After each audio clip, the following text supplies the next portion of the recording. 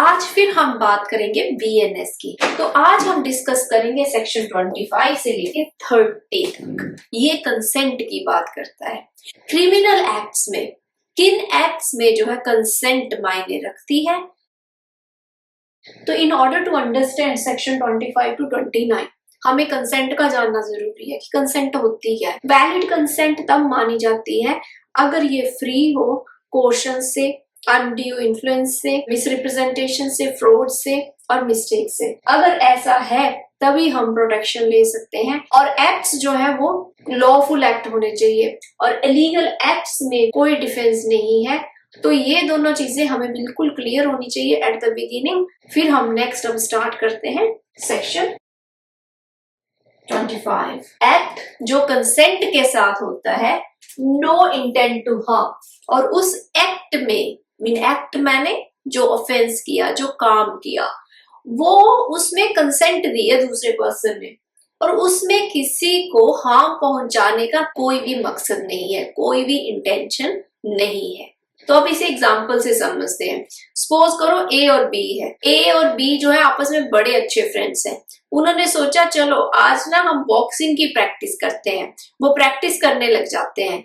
तो जब वो प्रैक्टिस करते हैं, ए ने जो है जब बी के साथ प्रैक्टिस कर रहा था, बी को ना इंजरी होगी थोड़ी, उसके सपोज करो नोज पे लग गया तो ब्लीडिंग शुरू हो गया। तो अब क्या हुआ इस केस में, क्या ए लायबल होगा कि उसने, क्योंकि उसे इंजर किया है बी को?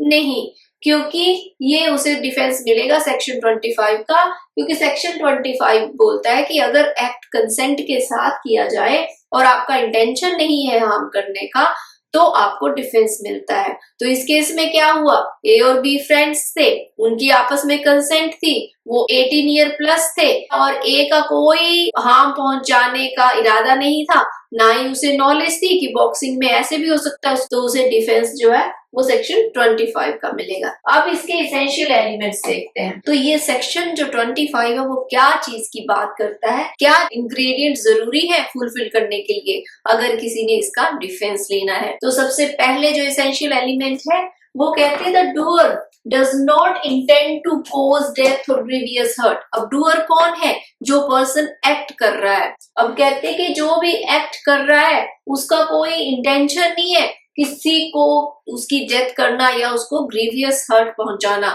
जो भी दूसरे पर्सन के साथ वो इन्वॉल्व है। सेकेंड एसेंशियल एलिमेंट क्या है? The doer doesn't know the act is likely to cause death और ग्रीवियस हर्ट।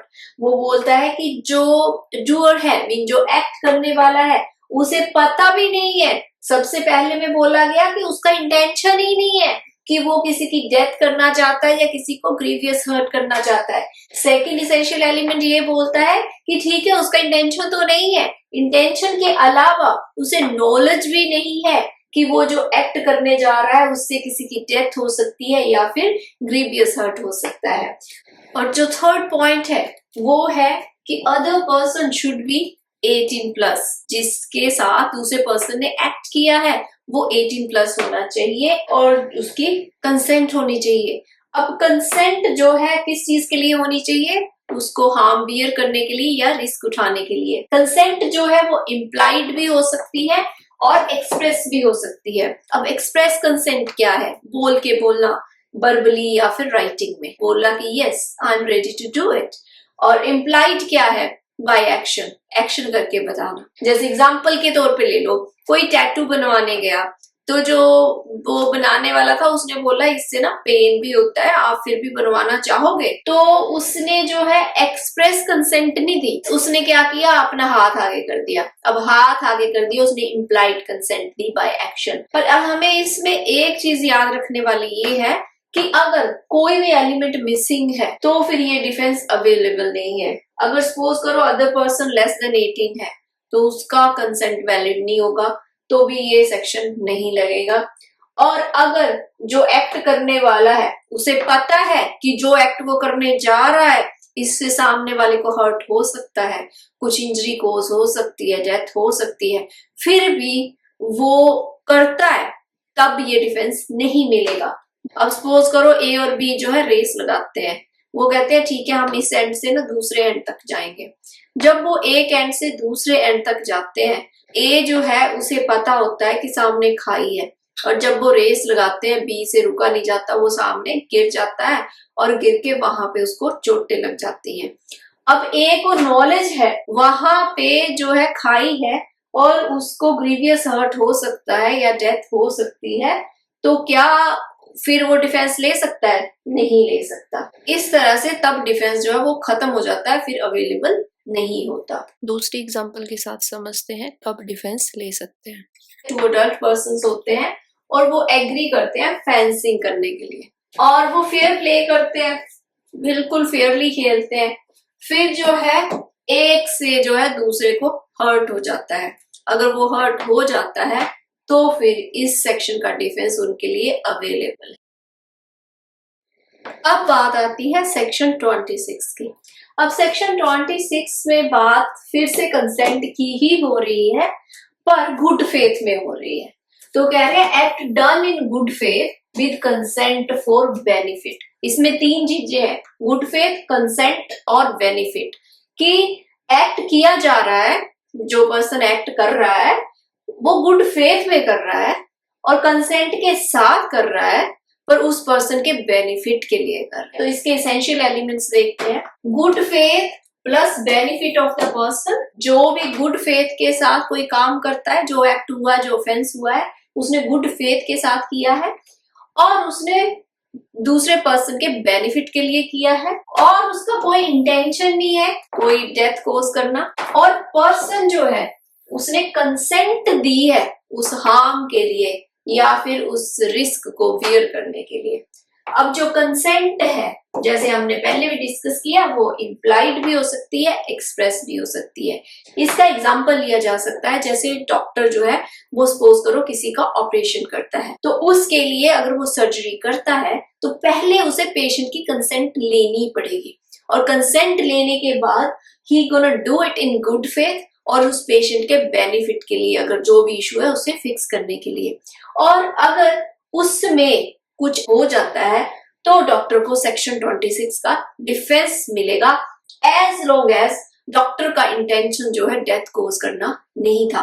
पर अगर इसमें से एक भी फैक्टर मिसिंग है, सपोज करो कि इंटेंशन जो है डेथ कोज करना था और उसने वो है कंसेंट भी नहीं ली पेशेंट की या गुड फेथ में भी नहीं किया और पर्सन के बेनिफिट के लिए भी नहीं था, तो सेक्शन 26 का डिफेंस नहीं लिया जा सकता। हमने एक एग्जांपल सर्जन की पहले ही डिस्कस कर लिया। चलिए अब हम डेंटिस्ट की एग्जांपल लेते हैं। सपोज करो कि एक डेंटिस्ट है, किसी के टीथ में बहुत प्रॉब्लम है, उसकी एक्सट्रैक्शन करनी बड़ी जरूरी है, तो वो डेंटिस्ट के पास जाता है और डेंटिस्ट को दिखाता है, तो डेंटिस्ट उसे सारा प्रोसेस बताता है कि ये टफ एक्सट्रैक्शन है और इसको करने से कॉम्प्लिकेशंस भी हो सकती है, बड़ा ज्यादा पेन भी हो सकता है, काफी मतलब उसको सारे इन एंड आउट्स बताता है। पेशेंट जो है एग्री करता है कि यस प्लीज इसे रिमूव कर दो, है ना। फिर अगर डेंटिस्ट उसे रिमूव करता है, ही और she is protected under this section, section 26, क्योंकि वो पेशेंट की कंसेंट लेके उसके गुड फेथ में काम कर रहा है और उसका कोई इंटेंशन जो है पेशेंट को डेथ कोज करना नहीं है। अब है सेक्शन 27। अब देखिए सेक्शन 27 में भी बात करी गई है, कंसेंट की ही बात करी गई है, बट कैसी कंसेंट? गार्डियंस, तो गार्डियन के कोई एक्ट या फिर उनकी कंसेंट के साथ किया गया काम कैसा होना चाहिए? गुड फेथ में होना चाहिए और बेनिफिशियल होना चाहिए। किससे? जिनके लिए कंसेंट दी गई है, जैसे एक बच्चे के लिए जो 12 ईयर्स से अंडर है या फिर कोई पर्सन जो है अनसाउंड माइंड का है। चलिए इसे अच्छे से समझते हैं। सेक्शन 27 के जो इसेंशियल एलिमेंट्स है, तो सबसे पहला कि जो भी पर्सन है वो अंडर 12 होना चाहिए या फिर अनसाउंड माइंड का होना चाहिए, ठीक है, जिस पर्सन की हेल्प करी जा रही है। तो एक्ट जो है वो किस में होना चाहिए? गुड फेथ में होना चाहिए। किसके लिए होना चाहिए? किसके बेनिफिट के लिए? उस बच्चे के और जिसका अनसाउंड माइंड है उस पर्सन के लिए। जो गार्डियन है उसकी कंसेंट होना जरूरी है। वो कंसेंट एक्सप्रेस भी हो सकती है, इम्प्लाइड भी हो सकती है। तो ये सारे एलिमेंट्स जो है वो फुलफिल होने जरूरी है in order to get the defense of section 27। तो अब हमें पता है कि जो सेक्शन 27 है प्रोटेक्ट करता है to take actions that may cause injury to a child under age 12 और to someone suffering from a mental illness. और 7 जो है गार्डियन को प्रोटेक्ट करता है, अगर वो कोई काम करता है या फिर किसी काम को करने के लिए कंसेंट देता है, ठीक है, गुड फेथ में देता है, और बच्चे के या जो 12 साल से कम है या अनसाउंड माइंड का पर्सन है उसके बेनिफिट के लिए वो ऐसी कंसेंट देता है, तो वो प्रोटेक्टेड है अंडर सेक्शन 27। पर इसमें जो है क्लियर लिमिटेशंस दी गई है, एक्सेप्शंस दी गई हैं कि कब वो प्रोटेक्शन हट जाएगी, कब ये डिफेंस नहीं मिलता। तो वो एक्सेप्शंस क्या है, तो वो एक्सेप्शन 27 की बड़ी क्लियर है। तो कहते हैं no protection will be provided अगर अगर वो जो एक्ट है वो इंटेंशनल हो, डेथ कोज करने के लिए या फिर अटेम्प्ट करने के लिए, किसी की डेथ कोज करने के लिए। उस सिनेरियो में इस सेक्शन का डिफेंस नहीं लिया जा सकता। ये तो आगे बात इंटेंशन की, इंटेंशन है ऐसा करना। दूसरी बात, अगर नॉलेज भी है कि अगर ये काम करेंगे इससे जो बच्चा है अंडर 12 ईयर या अनसाउंड माइंड का पर्सन है उसकी डेथ हो सकती है, और इसकी नॉलेज होते हुए भी वो काम किया जाता है, तब भी प्रोटेक्शन नहीं मिलेगी सेक्शन 27 की। पर इसकी एक फर्दर एक्सेप्शन है, इसकी ये बोला गया है कि अगर आपको पता है कि डेथ हो सकती है, ग्रीवियस हर्ट हो सकता है, पर वो काम आप फिर भी करते हो इन ऑर्डर टू क्योर अपने बच्चे को किसी ग्रीवियस डिजीज से या फिर इन्फर्मिटी से, तब ये ऑफेंस नहीं माना जाएगा, तब इसकी प्रोटेक्शन मिल सकती है। फिर आ गया वॉलंटरली ग्रीवियस हर्ट, कि अगर वॉलंटरली कोई ग्रीवियस हर्ट किया जा रहा है तब भी ये प्रोटेक्शन नहीं मिलेगी। पर इसकी भी फर्दर एक्सेप्शन है, अगर ऐसा ग्रीवियस हर्ट इसलिए किया जा रहा है कि किसी की डेथ या हर्ट को प्रिवेंट करने के लिए, एग्जाम्पल के तौर पे अब बच्चा है, उसका कोई ट्रीटमेंट चल रहा है, उस ट्रीटमेंट के दौरान उसे इंजेक्शन लगाना जरूरी है, बस उस इंजेक्शन से बड़ी दर्द होती है तो वो उसका पार्ट है, ठीक है, उसके प्रोसेस का, उसके ट्रीटमेंट का, तो वो प्रोटेक्टेड होगा सेक्शन 27 के अंदर, चाहे उसमें वॉलंटरली ग्रीवियस हर्ट किया गया। पर अपार्ट फ्रॉम दैट, अगर पर्पस जो है डेथ या हर्ट को बचाना नहीं है और फिर भी वॉलंटरली हर्ट किया जाए, तब प्रोटेक्टेड नहीं है सेक्शन 27 के अंडर।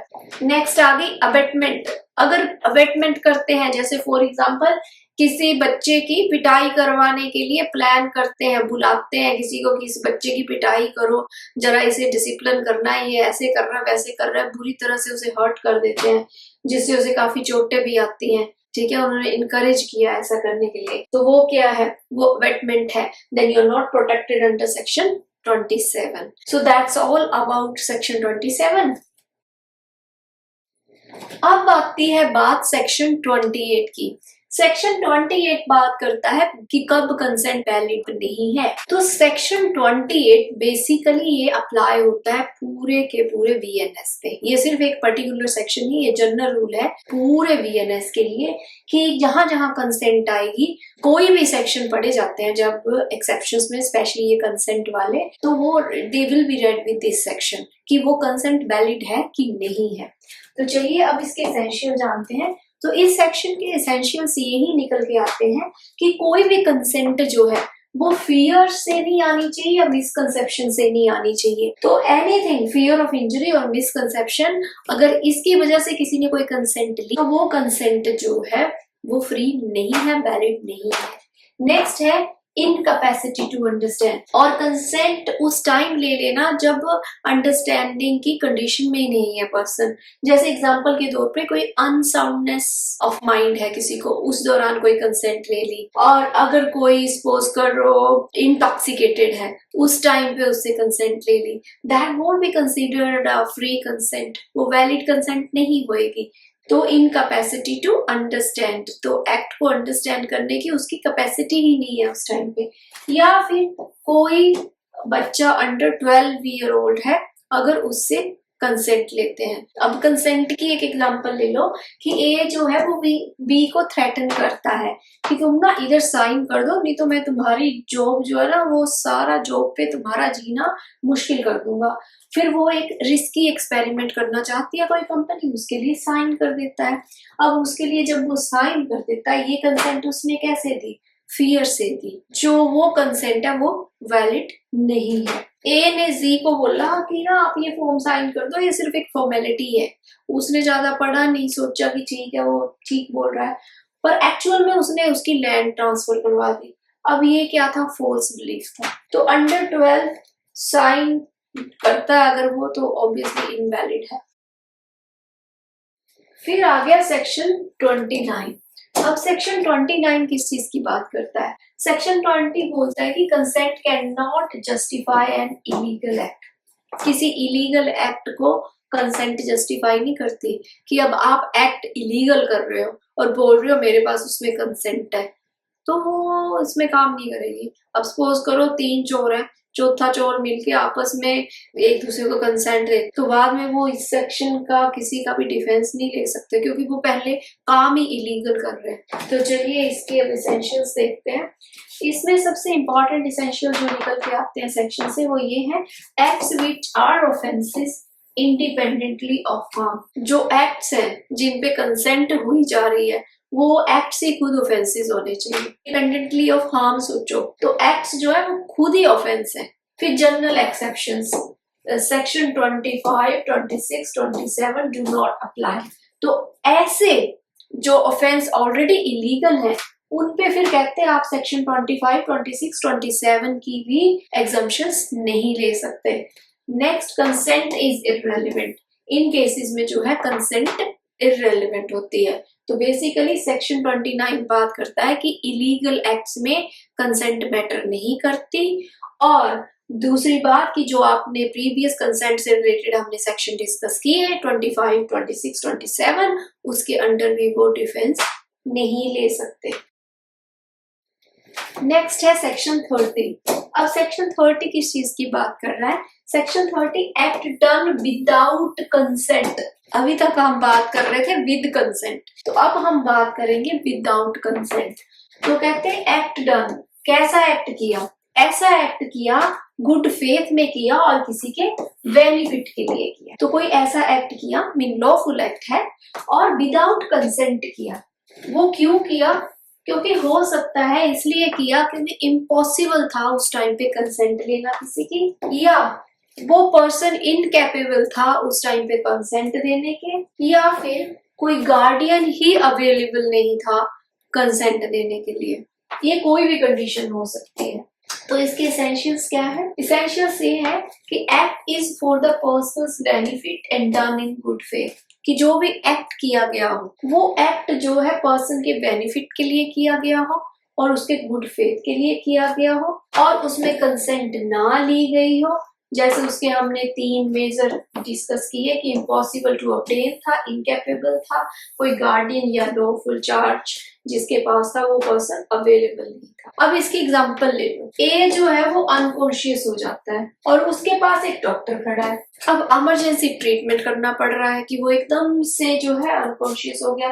डॉक्टर ने इमरजेंसी में उसका ट्रीटमेंट किया। मीन इससे पहले कि डॉक्टर कंसेंट ले सके उसने उसका ट्रीटमेंट किया, क्योंकि उसके सामने अनकॉन्शियस होकर गिरा और उसने एकदम से ट्रीटमेंट स्टार्ट कर दिया। वो सेक्शन 30 के अंदर डॉक्टर प्रोटेक्टेड हो। अब इसे और भी आसानी से समझते हैं। चलिए, तो आप एक और एग्जांपल लो कि एक बच्चा ना वो ट्री पे चढ़ा हुआ है, क्लाइंब कर रहा है, पर नीचे ना ट्री के कुछ शार्प ऑब्जेक्ट भी पड़ा है। तो एक पर्सन जो दूर से खड़ा था एडल्ट, उसने देखा ओ माय गॉड कि बच्चा तो चढ़ा हुआ है ट्री पे और वो फिसल रहा है, उसे लग रहा है कि वो अभी भी एनी टाइम गिर सकता है और नीचे शार्प ऑब्जेक्ट है। वो जाता है, वो शार्प ऑब्जेक्ट को उठा देता है और साथ में बच्चे को किसी तरह से पकड़ के फिर वो उतारने की कोशिश करता है जिससे कि उसको चोट ना लगे, क्योंकि वो ऑलरेडी फिसल रहा है। पर जब वो उसे उतार रहा था, उतारते उतारते उसे जो है किसी ब्रांच से थोड़ी बहुत खरोच हो गई, चोट लग गई, ठीक है, उसे हर्ट हो गया। अब इस सिनेरियो में क्या होगा कि वो पर्सन जिसने उस बच्चे को बचाया वो लायबल होगा? नहीं, उसे डिफेंस मिलेगा इस सेक्शन का, सेक्शन 30 का, चाहे उसने वो काम विदाउट कंसेंट किया, क्योंकि वो काम उसने उस बच्चे के बेनिफिट के लिए किया है और गुड फेथ में किया है।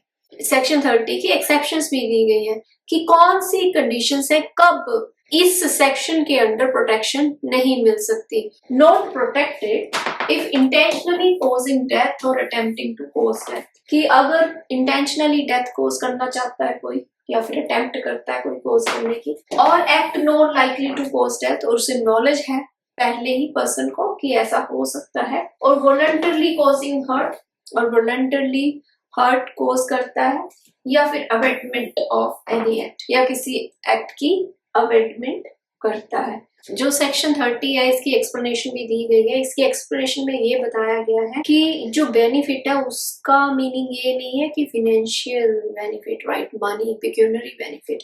उसका मतलब है benefit in order of saving someone's life, protection, किसी की हेल्थ के लिए कुछ अच्छा करना। मतलब इस सेक्शन की प्रोटेक्शन तभी ली जा सकती है if you are doing something in good faith and for the benefit of the person,